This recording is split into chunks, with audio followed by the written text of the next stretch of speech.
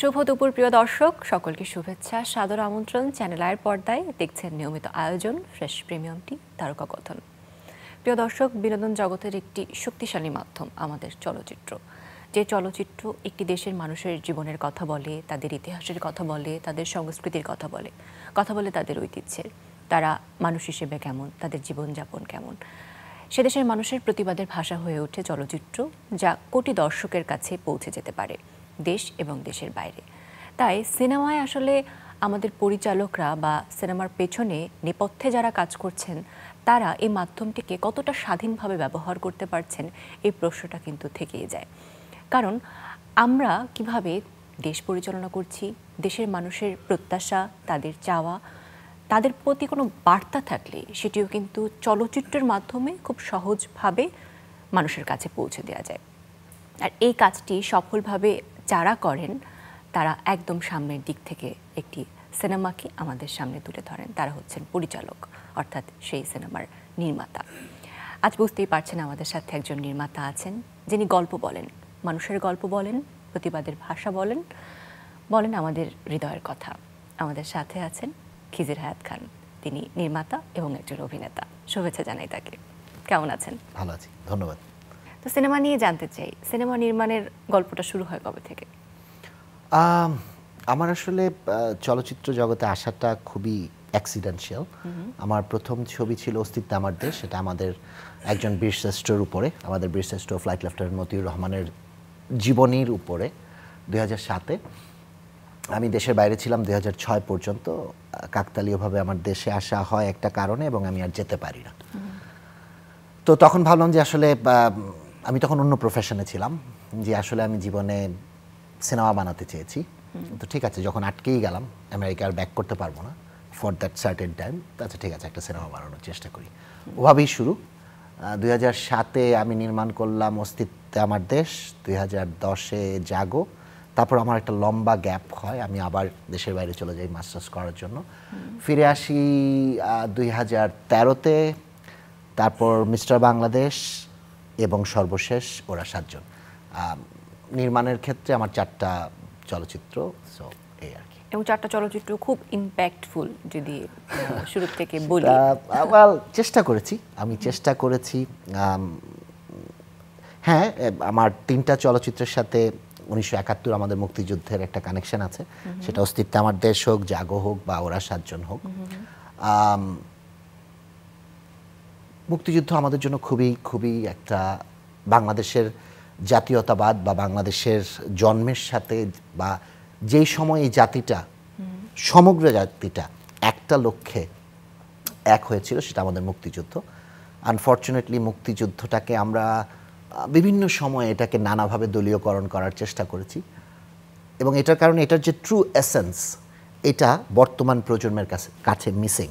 এবং এটা আমরা বর্তমান সময়ে, এই জুলাই পরবর্তী সময়ে আরও বেশিভাবে দেখতে পাচ্ছি, যে আমরা 71-কে মানে 71-কে 24-এর সাথে বা এটা সামনাসামনি দাঁড় করানোর একটা তুলনা করছি, যেটা একদমই মানে এটা হতেই পারে না। আমি কয়েকদিন আগে একটা স্ট্যাটাস দিয়েছিলাম যে নাতিকে দাদার জুতা পরালেই কিন্তু নাতি দাদা হয়ে যায় না।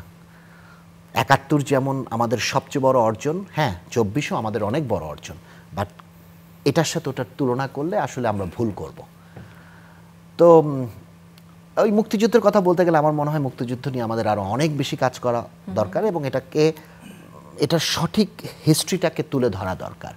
এখনও বাইরের দেশে আপনি দেখবেন যে সেকেন্ড ওয়ার্ল্ড ওয়ার নিয়ে ছবি হচ্ছে, ফার্স্ট ওয়ার্ল্ড ওয়ার নিয়ে ছবি হচ্ছে। প্রত্যেকটা দেশ তাদের যেই দেশের জন্য যে তারা যুদ্ধ করেছে এটাকে সামনে নিয়ে আসার চেষ্টা করছে, কিন্তু আমরা সামহাও মুক্তিযুদ্ধ নিয়ে কাজ করতে গেলে আমরা নানা বাধার সামনে পড়ি। ফান্ডিং থাকে না, প্রপস থাকে না, রাষ্ট্রীয় কোনো হেল্প পাই না, দেখাতে গেলে সিনেমা হলে শো পাই না। তারপর তো এই যে ডিসকানেকশন অনেকগুলো জেনারেশনের সাথে, এটা আমাদের জন্য একটা ভয়াবহ পরিণতি নিয়ে আসবে, যে একটা জাতি 55 বছর আগে এসে স্বাধীন হলো, তার মুক্তিযুদ্ধটাকে তার নিউ জেনারেশন ট্রুভাবে ওন করে না। এটা আমাদের অনেক বড় ব্যর্থতা বলে আমার মনে হয়। তো এগুলো নিয়ে আরো অনেক বেশি কাজ হওয়া উচিত, সত্যি তাই, এবং নতুন জেনারেশনেরই করা উচিত, আমাদের না। আমরা তো এখন একটু বুড়ো হয়ে গেছি, নতুন জেনারেশনকে তাদের মতো করে মুক্তিযুদ্ধকে তুলে আনা দরকার। ওকে, সো বোঝাই যাচ্ছে আপনি আসলে খুব দেশ সচেতন একজন নাগরিক, একজন সুনাগরিক। চেষ্টা করি। আপনি দেশের বাইরে থেকেও বারবার দেশের টানেও ফিরে এসেছেন এবং দেশে থেকে দেশের জন্য কিছু করতে চেয়েছেন সব সময়। দেশের বিভিন্ন ঘটনা থাকে যা বিভিন্ন সময় আমাদেরকে নাড়া দেয়। সাম্প্রতিক যদি একটি ঘটনার কথা বলি, মাইলস্টোন ট্র্যাজেডি এমন একটি ঘটনা ছিল এবং সেখানে আসলে শক্তিশালী কণ্ঠস্বরের অভাব আমরা বোধ করছি, যে এটি নিয়ে কথা বলার মানুষ হয়তো একটু কমে গিয়েছে। আমাদের বোধহয় আর একটু সরব হওয়া উচিত ছিল, কারণ দিন হয়তো মনে হচ্ছে যে অনেক দিন চলে গেছে, কিন্তু আপনি নিজেই বলছিলেন শুরুতে যে শুরু আমাদের এরপরে আরো অনেক কিছু জানার আছে বা করার আছে, সে বিষয়ে কি বলবেন? দেখেন, সবার আগে আমাদের দেশের সবচেয়ে বড় প্রবলেম কি জানেন? এই দেশে জীবনের মূল্যটা, মানুষের জীবনের মূল্যটা খুবই ঠুনকো। প্রতি বছর আমাদের দেশে নৌকা ডুবিতে যে পরিমাণ মানুষ মারা যায়, সেটা আমার মনে হয় পৃথিবীর কোনো দেশে এভাবে মারা যায়। মাইলস্টোনের ঘটনাতে যেই এখন পর্যন্ত যতটুকু আমি জানি 35 থেকে 36টা বাচ্চা মারা গেছে, এখনও 50 থেকে 60টা বাচ্চা তারা যুদ্ধ করে যাচ্ছে, 10 থেকে 15 জন ক্রিটিক্যাল স্টেজে আছে। আমি এগুলো বলতে পারছি কারণ আমি একটু শুরু থেকেই বার্ন ইনস্টিটিউটে আমার ছোটোবেলার বন্ধু আছে, প্লাস আমার ক্যাডেট কলেজের কিছু বড় ভাই ছোটো ভাই আছে যারা কাজ করছে, তো ওদের সাথে কানেক্টেড থাকাতে ইনফরমেশনগুলো জানি। এই যে ঘটনাটা ঘটলো, দেখেন, একটা ঘটনা ঘটে, তথাকথিত তদন্ত কমিটি হয়, ওরা একটা তদন্ত রিপোর্ট পেশ করে, এর মধ্যে আরেকটা ঘটনা চলে আসে, আমরা ওটাতে মুভ করি এবং আমরা আবার পরের দুর্ঘটনার জন্য অপেক্ষা করি। এই ঘটনাটার অনেকগুলো অ্যাঙ্গেল আছে, যে ঢাকার মতো এরকম একটা ব্যস্ত শহরের এয়ারপোর্টের ঠিক পাশে যেই জায়গায় স্কুলটা হওয়ার কথা না, সেই জায়গায় কেন এই স্কুলটা? যেখানে যুদ্ধ বিমানের প্রশিক্ষণ হচ্ছে সেখানে তো আশেপাশে স্কুলটা থাকার কথা না। যেই যুদ্ধ বিমানটা উড়েছে, সেই যুদ্ধ বিমানটা কি সময় উপযোগী আমাদের জন্য, নাকি এই যুদ্ধ বিমানগুলা অলরেডি অ্যাবসোলুট হয়ে গেছে? সেটা একটা অ্যাঙ্গেল। এই যে বাচ্চারা যে স্কুলে ছিল, এই স্কুলে কি আসলে ওদের মানে প্রপার ফায়ার এক্সটিংগুইশিং সিস্টেম ছিল? তারপর এই যে চিকিৎসাটা ওদের হচ্ছে, এই চিকিৎসা ব্যবস্থাটা যতদূর আমি দেখেছি যে আমাদের বার্ন ইনস্টিটিউট অনেক কেপাবল, ওদের সাথে কাছাকাছি থেকে আমার যা দেখা যায় অনেক কেপাবল। ওরা বলছিল যে আমরা ওদেরকে টেক কেয়ার করতে পারবো। 500, আমাদের বার্ন ইউনিট আপনি জানেন কিনা জানি না, ওখানে 500 ইউনিটের এই হসপিটালটা। তো ওদের কথা হচ্ছে যে বিদেশ থেকে যতই ডাক্তার আসুক, ওরা এসে আমাদের সাথে কোঅর্ডিনেট করতে হবে এবং আমরা কেপাবল ওদেরকে ইনিশিয়াল স্টেজের যে ট্রিটমেন্টটা এটা দেওয়ার জন্য। বাট দেখেন, প্রবলেমটা কিন্তু সেটা না। একটা অগ্নিদগ্ধ রুগীর বা একটা বার্নড বাচ্চার যে ট্রিটমেন্ট, এটা অনেক লং টার্ম হয়। আপনার এই 1 থেকে 1.5 মাস বা 2 মাস তারা বার্ন ইউনিটে থাকবে, ওখান থেকে তারা বাসায় যাবে, বাসায় যে 3 থেকে 6 মাসের তাদের একটা রিহ্যাবিলিটেশন প্রসেস আছে। ওইটা হবার পর চামড়াটা যখন আবার গজাবে, আমি এক্সপার্ট না বাট জেনারেল নলেজ থেকে বলছি, তারপর এদের প্লাস্টিক সার্জারি লাগবে, কারো কসমেটিক সার্জারি লাগবে, কারো ইন্টারনাল যেই ড্যামেজগুলো হয়েছে ওগুলোকে রিকভার করতে হবে। So it's a long process. এটা এমন না যে ব্যথা পেলাম, ওষুধ লাগালাম, সেরে গেল, বা জ্বর হয়েছে, নাপা খেলাম, ঠিক হয়ে গেল, ব্যাপারটা এটা না। এই বাচ্চাগুলাকে, এই ছোট ছোট বাচ্চাগুলাকে তাদেরকে আসলে একটা লং টার্ম রিহ্যাবিলিটেশন ফেজের মধ্যে আনতে হবে এবং এটাকে রাষ্ট্রকে দায়িত্ব নিতে হবে, বাংলাদেশ এয়ারফোর্সকে এটার রেসপন্সিবিলিটি নিতে হবে এবং এনশিওর করতে হবে এই ধরনের ঘটনাগুলো যাতে পুনরাবৃত্তি না হয়। আমাদের এই এয়ারপোর্ট দিয়েই তো, এখান থেকেই তো যুদ্ধ বিমানগুলো আবার আকাশে উঠবে। তার মানে আশেপাশে যেই বসতিপূর্ণ এলাকাগুলো আছে, সেখানে রিস্কি জোনগুলো, এগুলো আমাদেরকে আইডেন্টিফাই করে এদেরকে সরাতে হবে বা এমন কোনো ব্যবস্থা করতে হবে যাতে এই ধরনের ঘটনার পুনরাবৃত্তি না হয়। এবং সর্বোপরি আমাদের এই যে বিমানগুলা আমাদের বৈমানিকদেরকে নিয়ে আকাশে উঠছে, এটা কি আসলে তাদের জন্য সেফ কিনা সেটাও আমাদের দেখতে, এবং এর পেছনে যদি দুর্নীতি থেকে থাকে, যেটার সম্ভাবনা অনেক বেশি, সেটা আমাদের খতিয়ে দেখার সময় আসছে। আমরা তো এরকম বারবার রিপিটেড এই ঘটনাগুলো দেখতে পারি না। এটা তো যেই পাইলটটা ফ্লাই করেছে সে আমাদেরই এক্স ক্যাডেট কমিউনিটির একজন। তো বারবার কয়েকদিন এই 6 মাস আগেই আরেকটা বিমান, আপনি খেয়াল আছে কিনা, পতঙ্গাতে একটা ইয়াক বিমান করে ওখানে জাওয়াদ নামে আমাদের আরেকটা অফিসার মারা গিয়েছিল। এইভাবে যদি আমাদের এয়ারফোর্সের অফিসাররা বারবার মারা যেতে থাকে, এই প্লেনের ত্রুটিপূর্ণ প্লেন বা এই পুরানো প্লেন বা যেটাই হোক, মানে এটা তো আমাদের খতিয়ে দেখার সময় না। আমরা তো পারি না এভাবে একটা ফ্লাইং মানে একটা বমের মধ্যে আমাদের ফ্লাইং কফিন বলা হয় হ্যাঁ যে ফ্লাইং মডেলটা কফিন উঠছিল। তো এগুলা তো এটা তো হতে পারে না। আমরা কেন এখনো এত বছর আগের মানে যেই বিমানগুলো কেউ ইউজ করতে চায় না সেগুলা আমরা ইউজ করব? এগুলো আমাদের খতিয়ে দেখা উচিত না?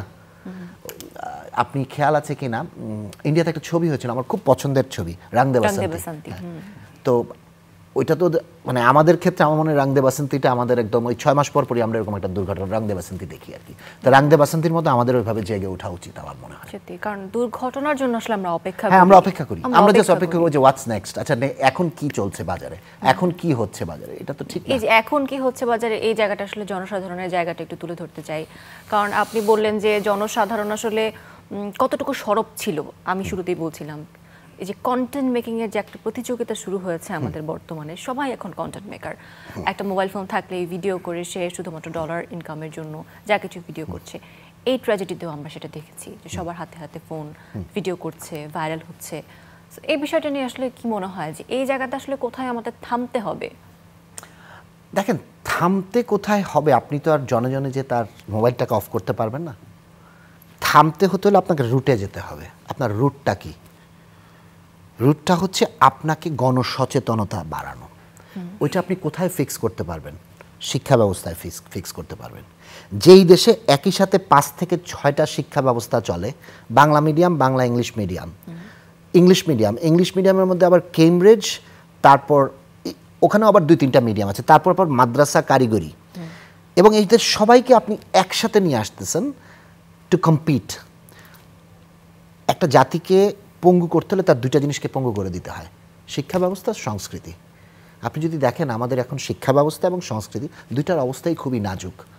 আমাদের শিক্ষা ব্যবস্থাতে ওই গোড়াতে আমাদের যেতে হবে। আমরা এর উপরে যাই করি কোনো লাভ হবে না। আপনি মানুষকে জনে জনে যে বোঝাতে পারবেন না যদি এটা আপনার কারিকুলামের মধ্যে না থাকে। গণসচেতনতা বলেন, দেশপ্রেম বলেন, জাতীয়তাবাদ বলেন, দায়িত্ব বলেন, কর্তব্য বলেন, সততা বলেন, সবগুলো ফিক্স হবে কোথায়? শিক্ষা ব্যবস্থায়, স্কুলে, কলেজে। আমাদের ওই জায়গাটাতে ফোকাস দেওয়া উচিত। এই জাতিকে ঠিক করতে হলে আমাদের নাম্বার 1 প্রায়োরিটি হওয়া উচিত to fix hour educational system. সবাইকে এক কাতারে আনা উচিত যাতে আমরা আমাদের সাথে একটা রং কম্পিটিশনে না যাই। এবং এটা আমরা ঠিক না করলে আমরা কিছু ঠিক করতে পারবো না। আমরা যতই ঠিক করি, আপনি অনেক সুন্দর ইমারত বানালেন, ফাউন্ডেশন ঠিক না দিলেন, কি হবে? একটু ভূমিকম্পে ভেঙে যাবে না? আমাদের ফাউন্ডেশন ঠিক নেই, আমাদের ফাউন্ডেশন ঠিক করা উচিত। কারণ জাতিগতভাবে আসলে আমরা কিন্তু আমাদের বিরুদ্ধে যে অন্যায়গুলো হচ্ছে তার ব্যাপারে সবসময় আমরা সোচ্চার ছিলাম। নিষ্পেষিত হওয়া আসলে আমরা কখনো এটা টলারেট করতে পারিনি। এবং জুলাই বিপ্লব 2024 সালে মানে সময় লেগেছে, একটা দেয়ালে পিঠ ঠেকার পরে কিন্তু সবাই এক হয়েছে। এবং সেই ঘটনাটি ঘটেছে 2024 জুলাই গণঅভ্যুত্থান বা জুলাই বিপ্লবে। সেখানে আসলে সবাই এক হয়েছিল একটি অধিকার আদায়ের লক্ষ্যে এবং তাতে তারা সফল হয়েছে। এবং সেই সফলতার পরে সবার এই দেশ থেকে প্রত্যাশা, এই দেশের মানুষের কাছ থেকে প্রত্যাশা অনেকাংশে বেড়ে গেছে। সেটা প্রত্যেকটি সেক্টরে, আমি সিনেমা বলি, শিল্প সংস্কৃতি, বা যদি আমাদের রাজনৈতিক ক্ষেত্র বলি, সব কিছুতে। আপনার কি মনে হয় এই প্রত্যাশা আমাদেরকে আসলে কোন দিকে নিয়ে যাবে? দেখেন, বিপ্লবের থেকে এটা একটা গণ অভ্যুত্থান ছিল। আপনি যেটা বললেন, আমাদের দেয়ালে পিঠ থেকে গিয়েছিল। এই জাতিটা স্বাধীন হয়েছে 55 বছর। বাট আমরা যদি দেখি আমাদের আসলে গণতন্ত্রটার বয়স কতদিন, আমরা সঠিক গণতন্ত্র আসলে 8 থেকে 10 বছর পেয়েছি, এর বেশি পাইনি। এর মধ্যে আমাদের মিলিটারি শাসন ছিল, স্বৈর শাসন ছিল, স্বৈরাচার ছিল। এক্স্যাক্টলি। সঠিক যে গণতন্ত্র, যেটাকে আমরা বলি গণতন্ত্র, সেটা আমি বলবো 91 to 2001 এই পর্যায়ে ছিল। 2001 থেকে আবার সেই পরিবারতন্ত্র, রাজতন্ত্র, গণতন্ত্রের নামে স্বৈরতন্ত্র, এগুলো সব চলে আসছে। তো একটা জাতি তার বয়স হচ্ছে 55 বছর, গণতন্ত্র পেয়েছে 10 বছর, সে তো ট্রানজিশনে যাবেই। এবং যেটা হয়েছে যে এটা খুবই দুঃখজনক যে আওয়ামী লীগের মতো একটা দল, যেই দলটা স্বাধীনতা যুদ্ধের সময় এই দেশকে লিড করেছে, সেই দলটাই এরকম একটা দানবে পরিণত হয়ে গেছে। 17 বছর ধরে তারা 3টে ইলেকশন নানাভাবে ওটাকে নির্বাচনটা হতে দেয় নাই। ক্ষমতার লোভ তাদের কাছে এত বড় হয়ে গেছে যে তারা তাদের আদর্শ থেকে অনেক দূরে চলে গেছে। একটা বিশাল চাটুকার শ্রেণীর তৈরি হয়েছে, দালাল শ্রেণীর তৈরি হয়েছে। আর আমরা সাধারণ জনগণ আমরা সব কিছুকেই মেনে নিয়েছি। আচ্ছা ঠিক আছে, আচ্ছা ভোট দিতে পারিনি, আচ্ছা ওরা জিতছে, আচ্ছা ঠিক আছে ঠিক আছে, সব কিছুই ঠিক আছে ঠিক আছে করতে করতে করতে করতে করতে করতে একটা সময় এসে আমাদের দেয়ালে পিঠ ঠেকে গেছে, যে আমরা দেখতেছি যে না এটা হয় না। যে একটা সময় গেছে যে আমি এই তারকা কথনে এসে কি বলবো এটা কিন্তু আমাকে আগে চিন্তা করে আসতে, আচ্ছা আমি এই শব্দটা ইউজ করবো না, আমি এই কথাটা বলবো না, আর আমি এখান থেকে বেরোবো, ডিজিএফআই আমাকে তুলে নিয়ে যাবে বা এনএসআই আমাকে ধরে নিয়ে যাবে। এই যে একটা ভয়, আপনি আপনার দেশের মানুষকে এই যে একটা ভয়ের সংস্কৃতিতে ফেলে দিয়েছেন। এবং এই গণ অভ্যুত্থানটা কেন হলো? আপনি একজন জাতির পিতা, আপনারাই আওয়ামী লীগই তো বলে বঙ্গবন্ধু শেখ মুজিবুর রহমান জাতির পিতা, তাই না? আপনি যদি জাতির পিতার মেয়ে হন, তাহলে আপনি রাষ্ট্রনায়ক হয়ে কিভাবে দেশের মানুষকে লেথাল ওয়েপন দিয়ে মেরে ফেলার নির্দেশ দিতে পারেন? তার মানে আপনি ক্ষমতার লোভে বা ক্ষমতা ধরে রাখার জন্য আপনি এতটাই অন্ধ হয়ে গেছেন যে আপনার আর তখন কোনো কিছুকে আপনি মানছেন না। দেখেন এই যে বলে ছাত্র মানে এনসিপির যারা এখন বা এই যে ছাত্রদের যারা সমন্বয়ক ছিল বা জামাত বা কি বলে বিএনপি বা সিআইএ বা আইএসআই কত কথা বলে না? আসলে এগুলো সব কিছু না, এটা গজব ছিল। আল্লাহ তার পবিত্র কিতাবেই বলেছে যে তুমি যখন মাটির উপরে দম্ভ নিয়ে চলা শুরু করবা, তুমি যখন শাসক হয়ে শোষক হয়ে যাবা, আমি তোমাকে ফেলে দিব। যখনই আপনি লাশের রাজনীতিতে যাবেন আপনার পতন অনিবার্য, এটা জাস্ট সময়ের ব্যাপার। এবং আমার কাছে তাই মনে হয়। এই কারণেই না ওই যখন আমরা গণ অভ্যুত্থানের সময় গত 1 বছর আগে মাঠে ছিলাম, আমি দেখি আমরা কি নাইবদেরকে চিনতাম, আমরা কি হাসনাতকে চিনতাম, আমরা কি সার্জিলকে জানতাম যে ওদের কয়েকজন মানে এরা এটা স্টুডেন্টদের, বাট মাঠে কিন্তু সাধারণ মানুষ সবাই ছিল। সেখানে আবাল বৃদ্ধ বনিতা দল মত নির্বিশেষে সবাই ছিল। হ্যাঁ, এটাকে কি কোনো দল বা কোনো পার্টিকুলার গোষ্ঠী এটাকে তাদের মানে তাদের জন্য এটাকে ইউজ করেনি? হ্যাঁ করেছে, সবাই করতো। আওয়ামী লীগ যদি আজকে বিপক্ষ শক্তিতে থাকতো তারাও করতো। বাট এই গণজোয়ারটা হয়েছে কারণ আপনি একটা দেশের এরকম 18 থেকে 20 কোটি মানুষকে এভাবে শোষণ করে রাখতে পারেন না। আমরা কি চাই? আমরা তো বেশি কিছু চাই না জাতি হিসেবে। আমরা একটা সুন্দর দেশ চাই, যে বাবারে আমরা আমাদের মতো সাধারণ মানুষ, বাংলাদেশের মানুষের কিন্তু অত চাহিদা নাই, কিন্তু একটা পরিবার বা একটা গোষ্ঠী দেশের সব কিছু নিয়ে যাবে আর বাকি আমরা সবাই সাফার করবো। এই যে এই স্টুডিওতে আমরা যে মানুষগুলো আছি তারা তো আমরা সাধারণ জনতা না? আমরা কি পেয়েছি? আমরা তখন গেছি সবকিছু জানমাল ফেলে সামনে গেছি, বাট আমরা কিন্তু এখানেই আছি। এই শিক্ষাটার দরকার ছিল বাংলাদেশে, এবং আমার মনে হয় আরো বেশি করে শিক্ষাটার দরকার ছিল, যাতে এই যে সামনে নির্বাচন পরবর্তী যে নেতারা আসবে তারা যাতে মনে রাখে যে জনতা তো খেপলে কিন্তু তল্পি তল্পা সহ কাপড় চোপড় খুলে সব ফালায় দৌড় দিয়ে ভাগতে হবে। শিক্ষাটার খুব বেশি দরকার ছিল। শিক্ষাটা যদি আমরা না নিতে পারি তাহলে আসলে পুরো মানে আসলে সবকিছু ফেল করবে ওই জায়গাটায়। Exactly. Okay, thank you so sorry much. আমি অনেক বড় করে উত্তরটা দিলাম, বাট আমার কাছে মনে হচ্ছে উত্তরটা দেয়া দরকার। এটাই তো আমরা চাই, যে আমরা যা বলতে চাই যা যেন একটা ন্যাশনাল প্ল্যাটফর্মে আসলে বলতে পারি নির্দ্বিধায়। এই স্বাধীনতার জন্যই আসলে আমাদের এত লড়াই, তাই না? বাক স্বাধীনতার জায়গা বলি বা কাজের জায়গায় স্বাধীনতার কথা বলি, সেখানে আপনি একজন ফিল্ম মেকার, আপনি কি বলবো সার্টিফিকেশন বোর্ডের একজন মেম্বার ছিলেন। সেখানে থাকা অবস্থায় আসলে থাকে না যে পলিসি মেকাররাই তো আসলে পলিসি চেঞ্জ করতে পারে বা পলিসিকে ইমপ্লিমেন্ট করে সেটা কাজে লাগাতে পারে। তো সেখানে একটা বড় সুযোগ আপনার ছিল, আপনি সেখানে কেন সরে আসলেন? আচ্ছা, জুলাই পরবর্তী গণ অভ্যুত্থানের পরে তথ্য মন্ত্রণালয় আমাদেরকে বিভিন্ন জায়গায় নিয়োগ দেয়। নিয়োগ দেওয়ার আগে যে আমাদের সাথে খুব বেশি কমিউনিকেশন ওরা করতে পেরেছে সেটা না, স্বাভাবিক একটা যুদ্ধ পরবর্তী অবস্থায় তাদের এই পজিশনগুলোকে ফিল করার দরকার ছিল। তো আমি সার্টিফিকেশন বোর্ডের একজন মেম্বার হয়ে ওখানে যাই। যাওয়ার পর আমি অ্যারাউন্ড 6 উইকস ওখানে ছিলাম, তারপর আমি পদত্যাগ করে চলে আসি। আমার বাবাও তখন অসুস্থ ছিল, ওইটাকে আমি পার্সোনাল রিজন দেখিয়ে চলে আসি। তখন আমি আসলে বলি নাই, অনেক হাঙ্গামতো এটা বলতে গেলে কেন আসলে চলে আসছি। তো এখন মনে হয় সময় আসছে বলার। দেখেন আমার কাছে যেটা মনে হয়েছে, আপনি একটা চলচ্চিত্র সার্টিফিকেশন বোর্ডে গিয়েছেন, আমি জানি না পৃথিবীর কোনো দেশে এটা আছে কিনা যেখানে আমাদের থেকে সচিবদের সংখ্যা বেশি, এবং সচিবরা আজকে এই সচিব আছে তো কালকে ওই সচিব আছে, ওই সচিব আছে তো। আপনি এমন মানুষদেরকে দিচ্ছেন চলচ্চিত্রের সার্টিফিকেশন বোর্ডে বা অন্যান্য কমিটিগুলোতে যতগুলো চলচ্চিত্র রিলেটেড কমিটি আছে সেখানে সচিবদের সংখ্যা সবচেয়ে বেশি। কেন? সাচিবিক দায়িত্বের জন্য দুইজন সচিব যথেষ্ট। আপনি এতগুলো সচিব দিয়েছেন কেন? তথ্য মন্ত্রণালয়ের সচিব দিয়েছেন, স্বরাষ্ট্র মন্ত্রণালয়ের সচিব দিয়েছেন, আইন মন্ত্রণালয়ের সচিব দিয়েছেন, সার্টিফিকেশন বোর্ডের সচিব। কেন আপনার এত সচিব? ওনাদেরকে অন্য কাজে লাগান। উনি তো এই বিষয়ে এক্সপার্ট না। যে লোকটা কৃষিতে কাজ করে আসছে, কৃষি নিয়ে তার বা যে লোকটা ধরেন ইঞ্জিনিয়ার থেকে সচিব হয়েছে, সে এসে চলচ্চিত্র, তো এটা তো ওনার কাজ না। ওনাকে অন্য জায়গায় ডিপ্লয় করেন। আচ্ছা, এটা একটা। নাম্বার 2, এবং তাদের সাথে আমার প্রায় ফাইট হতো।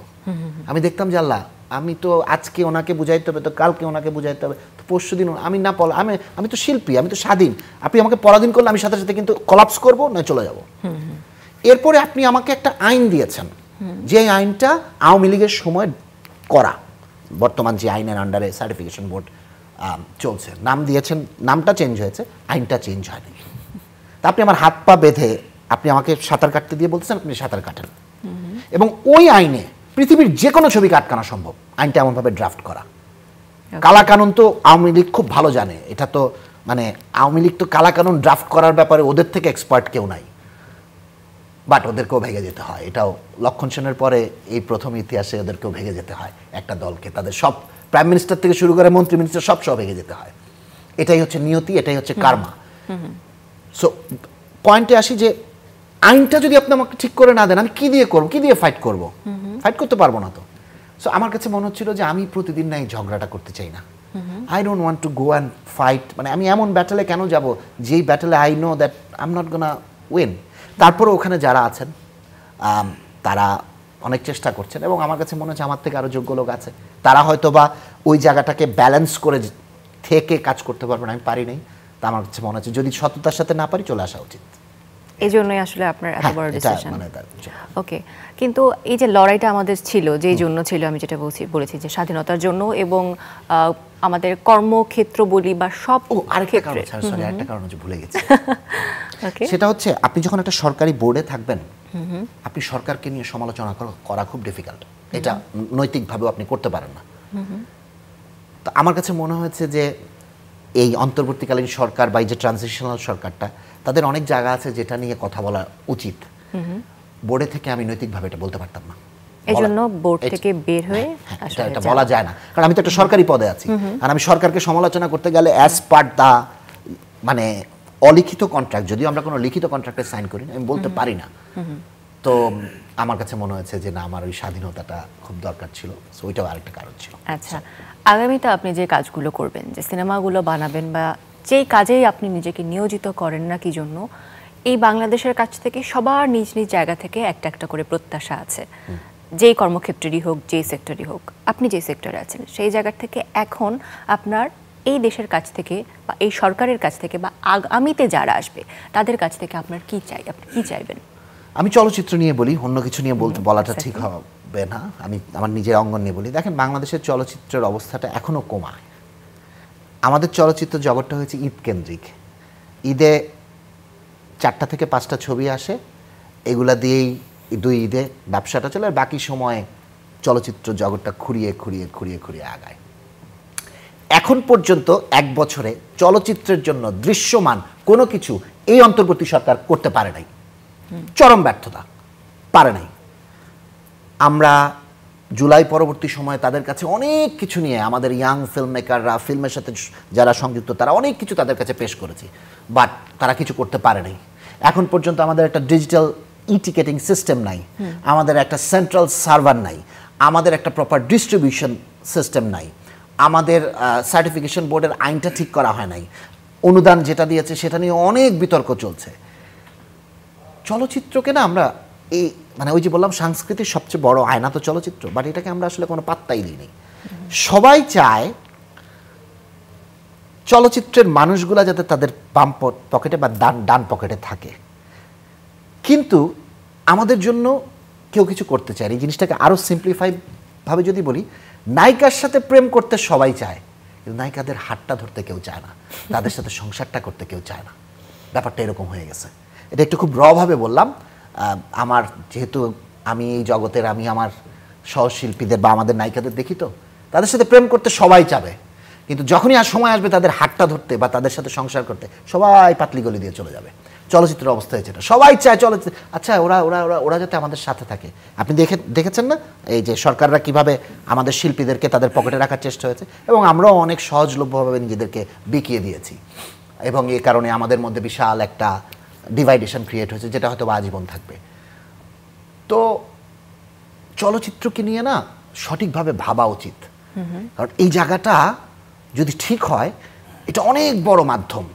যেটা সবচেয়ে বড় উদাহরণ হচ্ছে আমাদের পাশের দেশ ভারত। তারা তাদের চলচ্চিত্রটাকে কিন্তু একটা ওয়েপন হিসেবে ইউজ করে, ঢাল হিসেবে ইউজ করে, আর আমরা আমাদেরটাকে পিষে মানে এটাকে নষ্ট করে ফেলেছি। এটাকে নিয়ে ভাবা উচিত। প্রত্যাশার জায়গাটা একটু শুনতে চাই যে আপনি কি প্রত্যাশা করছেন এখন? আমি প্রত্যাশা করছিলাম যে সততার সাথে তারা কয়েকটা জায়গা অ্যাটলিস্ট ফিক্স করবে, বেসিক জায়গাগুলো। তারা একটাও করতে পারেনি। কি বেসিক জায়গাগুলো কি? আমাদের একটা ডিস্ট্রিবিউশন সিস্টেমের জন্য একটা টিকেটিং করা দরকার, সেন্ট্রাল সার্ভার করা দরকার। ইফ পসিবল এই সরকারের আমলে অ্যাটলিস্ট একটা থেকে দুইটা ইনস্টিটিউট তো তারা করতে পারতো, ডিক্লেয়ার দিয়ে যেতে পারতো। ডক্টর মোহাম্মদ ইউনূস গ্রামীণ ইউনিভার্সিটি পায়, কিন্তু কই আমাদের তো একটা প্রপার চলচ্চিত্র ইনস্টিটিউট বাংলাদেশে নেই। তো এগুলো একটাও হয় নাই। আমি জানি কিনা হবে কিনা, আসলে এখন নির্বাচন নিয়ে সবাই দৌড়ের উপরে থাকবে, এখন আর ওদের কাছে আশা করেও লাভ নেই। ওরা নিজেরাই পরবর্তীতে যারা আসবেন তারা তো রাজনৈতিক সরকার আসবেন, আর রাজনৈতিক সরকার যারা আসবেন, যেই দলগুলো আসবেন, এদের রাজনৈতিক সরকার আমরা আগেও দেখে আসছি। সো ওদের কাছে আশাটা আসলে কি করবো এটা সময় বলে দিবে। বিএনপি, জামাত, আওয়ামী লীগ কেউ কারো থেকে ভালো বা কেউ কারো থেকে খারাপ না। তাদের হিস্ট্রি বলে তারা সেম ভুলগুলাই করেছে, কেউ কম করেছে, কেউ বেশি করেছে। সময় আসছে দেখানোর যে তারা আসলে এই পরীক্ষাটাতে উতরে যেতে পারবে কিনা।